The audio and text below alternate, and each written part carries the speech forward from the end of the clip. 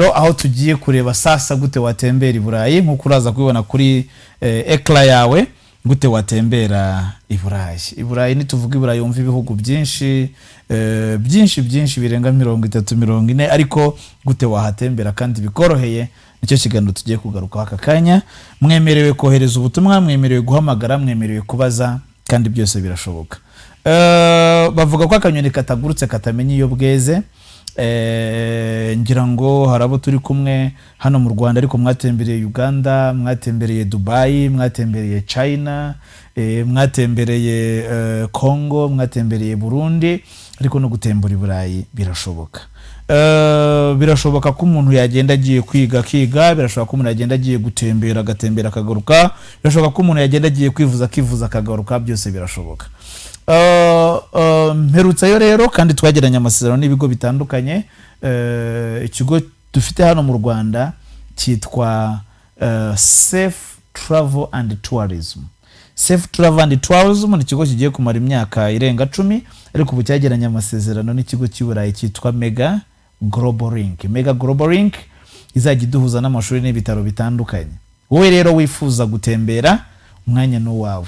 Kuri message zinyura hasi kuri scroll uraza kubona nimero y'icyo kigo Mega Global Link kiri hanze, wacyandikira kuri WhatsApp uraza kubona nimero ya hano mu Rwanda yaho wa contactinga ndetse naho office ziri, hari abakozi babishinzwe bagufasha gutembera. Tutarajya kurereka tubanze turebe impamvu tubikeneye.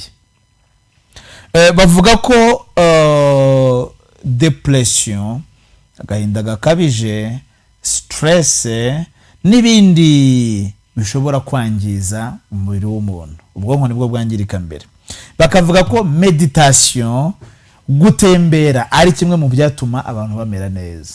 Ujye ubona ko muri weekend abantu bamanutse bagiye ku Gisenyi ku mazi, uriya no umuti baba bagiye gushaka. Ujye ubona ko muri weekend abantu banuka bakajya mu tubyiniro hirya no hino, no umuti abenshi baba bagiye gushaka, nubwo bamwe bakurayo n'uburwayi bitewe n'ibyo banyoye bagezeyo n'amasaha menshi bakoresheje. Mubona ko hari abajya bava I Burayi bakaza gusura ingagi, ntabwo ari ikindi suguha amaso gusa, baje gushaka umuti, baje kuruhuka, agafata indege akaza gusura ingagi, akajya gusura ibirunga, akajya mu Kagera. Ngira ngo mujya mubona ko mu bihe bitandukanye aba tourist baza. Mu Rwanda dufite company nyinshi zikora muri tourism. Muzi RDB promoting ivuga ngo visit Rwanda. So muri visit uri visitinga aremera akishyura itike y'indege, akishyura hoteli, akishyura ibyo agiye gusura, ariko nawe bafite icyo ashaka kuganya, icyo ashaka kunguka. Bariya rero barunguka kandi bikomeye, bunguka byinshi bijyanye n'ubuzima bwabo, bunguka byinshi bijyanye no kurama igihe kirekire, bunguka byinshi bijyanye no gukira indwara, bunguka byinshi bijyanye n'ishoramari, kuko harabagera agahita abona n'ibintu bijyanye n'ubucuruzi yarakeneye, akabona naho yashora imari ye. Bunguka byinshi kuko harabagera bakabona ubuvuzi n'uburezi bitandukanye atari yarabonye iwabo. Niyo mpamvu batembera, bigiye kuba reciprocal rero. So tumaze igihe iki kigo kiri mu Rwanda Safe Travel and Tourism gifasha abava hanze gutembera hano mu Rwanda, ariko noneho Mega Global Link nayo igiye gufasha abava mu Rwanda gutembera I Burayi. Ntabwo ari buri wese ngo yatembera bikemera, hari condition zo kubona visa, condition nyaho zajya baza kubaho consultation.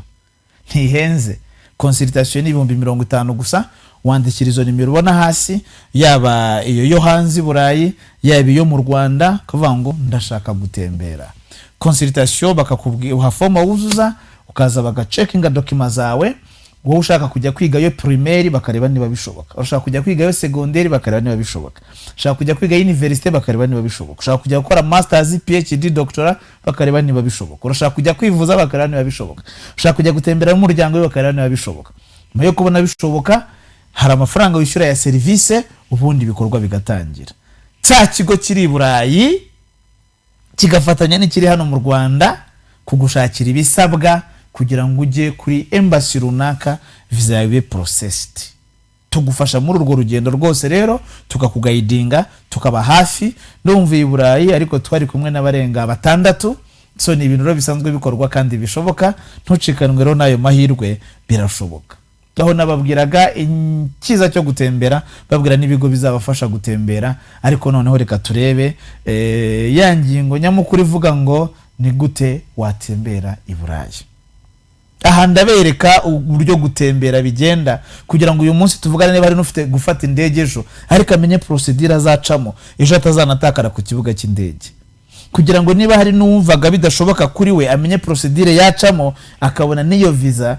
Niba yumvaga ashaka kwiga amenye uko byagenda, niba yumvaga ashaka kujya kwivuza hanze ye gupfira amenye uko byagenda, niba ashaka gutembera n'umuryango amenye uko byagenda, kuko birashoboka. Icyambere, ntiwatembera i Burayi udafite passport.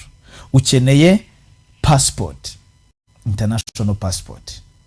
Mu Rwanda ibihugu byoroshye cyane mu gutanga passport. Dushimira leta y'u Rwanda ko hari intambwe ikomeye tugezeho mu bijyanye n'ibyo. No kujya ku irembo, no kudekarara, no kwishyura kona passport yawe y'imyaka 5 cyangwa y'imyaka 10. Passport y'umwana itarenze imyaka 2 ariko yashira bakaguha indi, ukabanza ukaba ufite ako gatabo ka passport.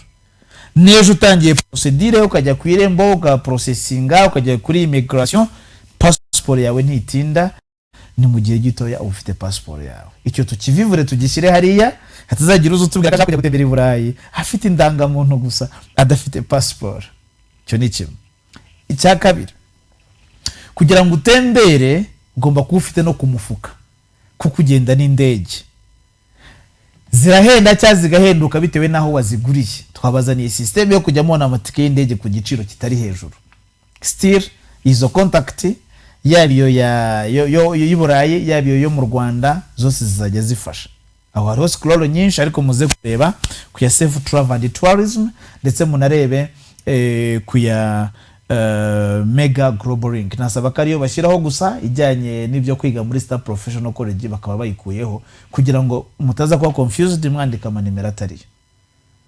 Rero hari ibyangombwa bisabwa kugira ngo ushobore gutravelinga, kuko ntago ushobora gutembera udafite iyo tike y'indege tugufasha kubona kandi dahenze. Ntabwo washobora gutembera udafite icyo bita travel insurance tugufasha gushaka ufite assurance yo gutembera mu ndege. Ntiwashobora gutembera udafite visa tugufasha kuzuza izo fomo zo gusaba visa no kumenya ibindi byose bisabwa.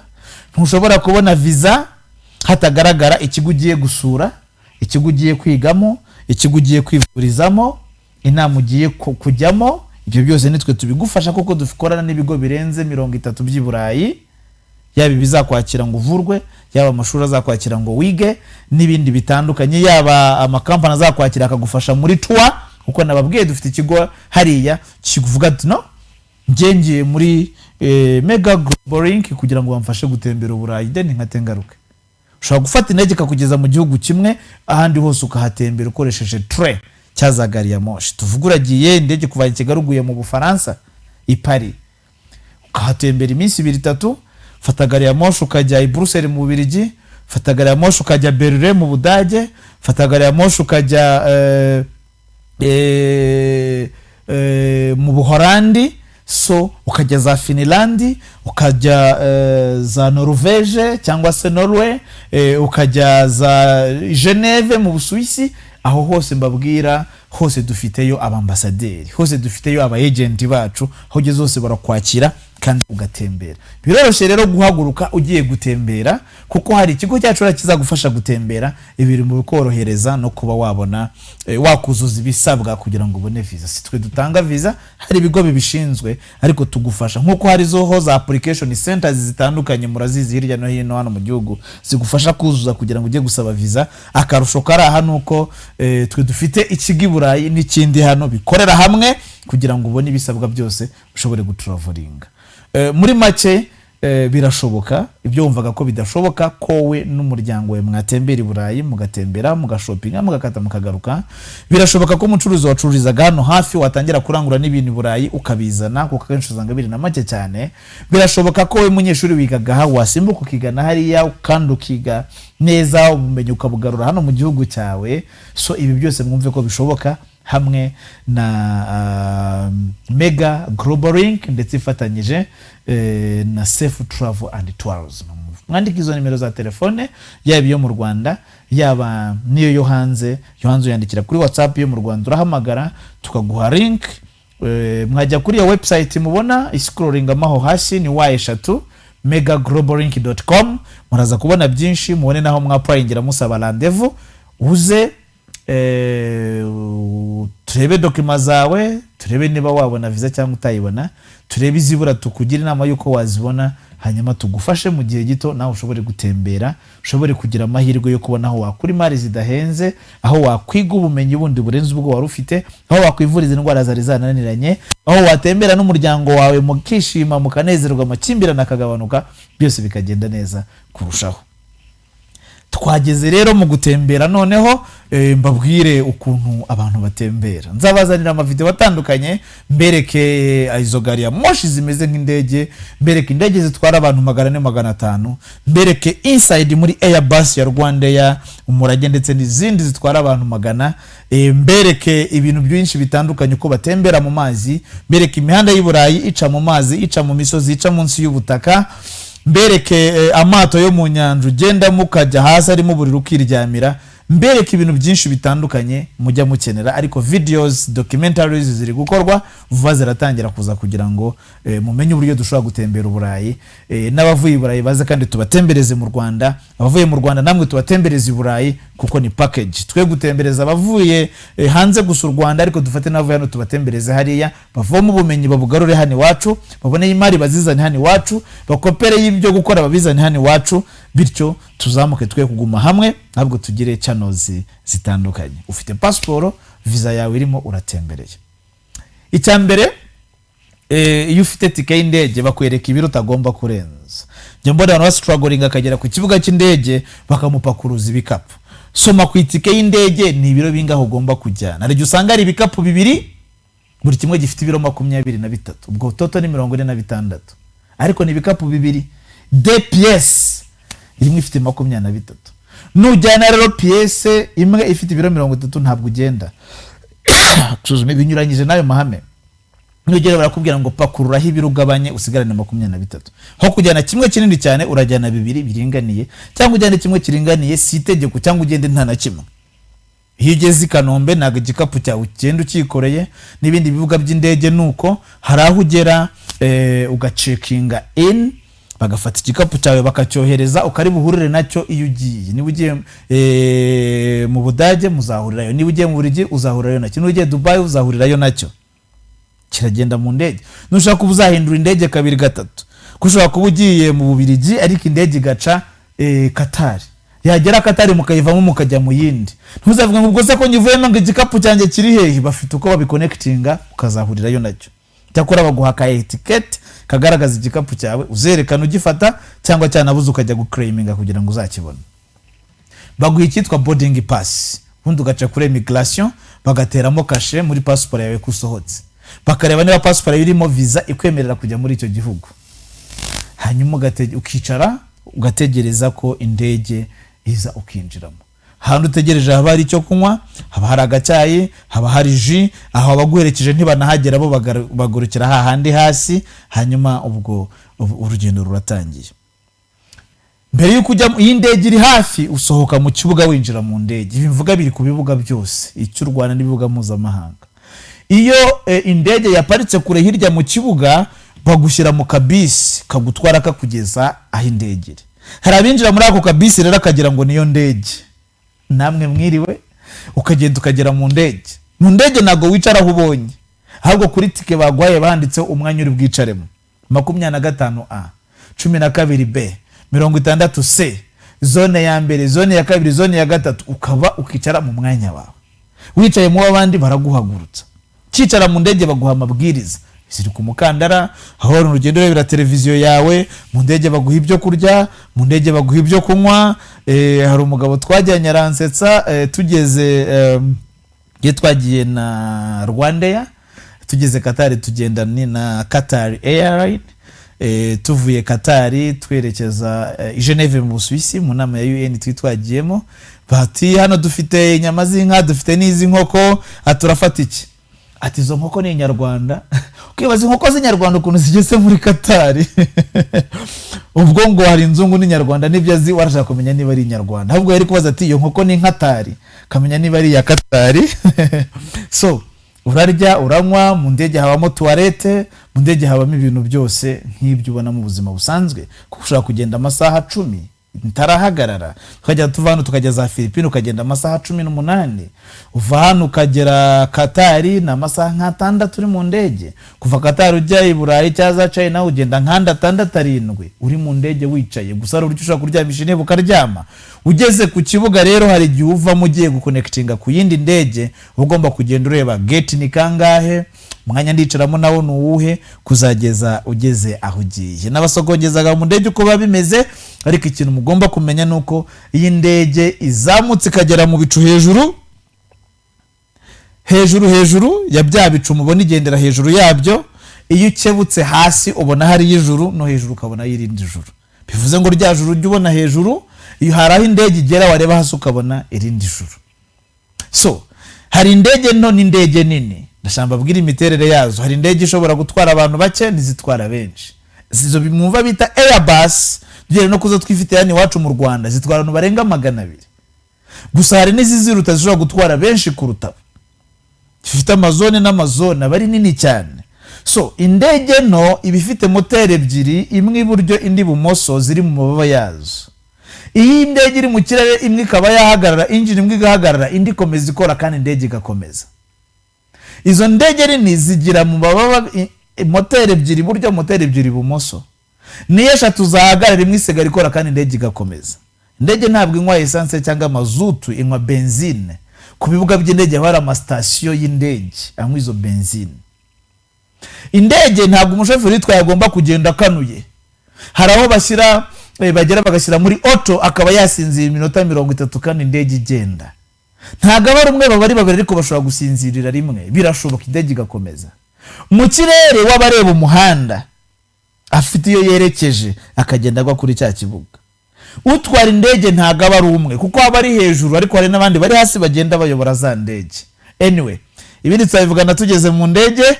Niringiye kubabona mutangira kwa prayinga kugira ngo tubakonsulite, tubagira ingendo, tubigira uburyo abana banyu bakwiga hanze, uburyo namwe mwakomereza amashuri hariya, uburyo mwajya guhahirayo no gushaka imari, uburyo namwe mwatora umuco w'abazungu nkuko batembera bakazani wacu, namwe mutembere mujyeyo.